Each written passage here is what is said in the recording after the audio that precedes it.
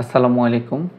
তো eclipse download করার জন্য ফার্স্টে আমরা ইক্লিপস লিখবো আমাদের গুগলে এবং এরপরে দেখতে পাবো যে eclipse.org নামে ওদের মেইন ওয়েবসাইটটা। তো ওখানে যাব, যাওয়ার পরে উপরে রাইট কর্নারে ডাউনলোড লেখা আছে, ওখানে ক্লিক দিব।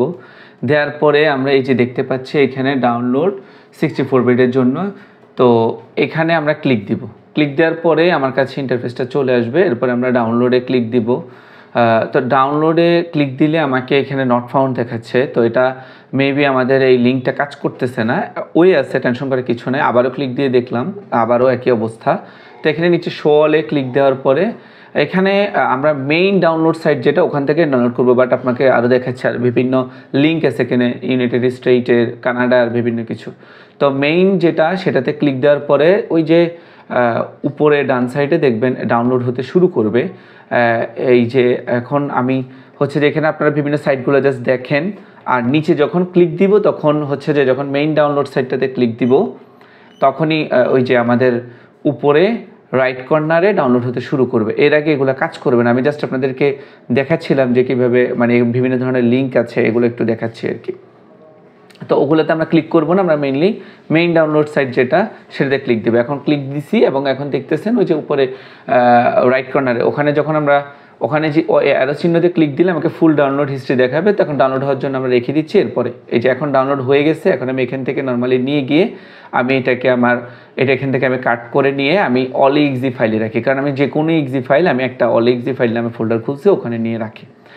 ওখানে এটা পেস্ট করা শেষ। এখন আমি এটা ওপেন করব। ওপেন করার জন্য ক্লিক দিলাম। কিছুক্ষণ অপেক্ষা করলে এটা ওপেন হয়ে যাবে। এই যে এখন এটা ওপেন হচ্ছে আমাদের ইক্লিপস, বহু প্রতীক্ষিত।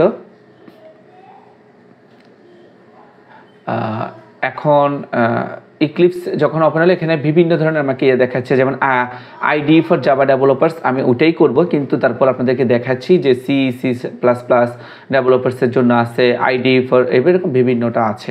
আইডি এখন ক্লিক দেওয়ার পরে এখন আমাকে আমরা যে কারেন্ট ফাইলটা আছে সেটাই রাখবো। এখানে চেঞ্জ করার কিছু দরকার নেই, সরাসরি ইনস্টলে আপনি ক্লিক দিতে পারবেন। এখানে কিছু আমি জাস্ট দেখাইলাম আর কি, যে ওখানে আপনার জন্য অপশন আছে। তো আমি ও অপশনগুলো ইউজ করবো না, আমি সরাসরি করব এবং আমি অ্যাকসেপ্ট করব আমাদের ওদের যে টার্মস অ্যান্ড কন্ডিশন। এবং এখন হচ্ছে যে এটা ইনস্টল হবে। তো ইনস্টল হতে এটা বেশ কিছুক্ষণ সময় নেই। তো এই জন্য আমরা ওকে সময় দিব, দেখে ও ইনস্টল হোক, এরপরে আমরা আবার আসতেছি। ওকে, তো এখন ইনস্টল হয়ে গেলেই অটো এরকমই দেখাবে, লঞ্চ কথাটা লেখা আসবে। তো লঞ্চ কথাটা লেখা আসবে, এর আগে আমি দেখবো যে আসলে আমার ইনস্টল হয়েছে কিনা। তাই আমি এই যে আমার ইয়াতে গিয়ে আমি লিখে দেখবো, অ্যাপসের ওখানে গিয়ে লিখে দেখবো ইক্লিপস, এই যে দেখাচ্ছে ইক্লিপস ডেভেলপার্স আমাকে দেখাচ্ছে। তো তার মানে আমাদের এটা ইনস্টল হয়ে গেছে। হ্যাঁ, আমি এখান থেকে চাইলে ওপেন করতে পারবো, কিন্তু আমি ওখান থেকে না করে আমি লঞ্চ থেকে ক্লিক দিলাম। এখন লঞ্চ থেকে ক্লিক দেওয়ার পরে এটা এখন ওপেন হচ্ছে এবং আমাকে একটা পাথ দেখাচ্ছে ওয়ার্ক স্পেসটা কোথায় থাকবে।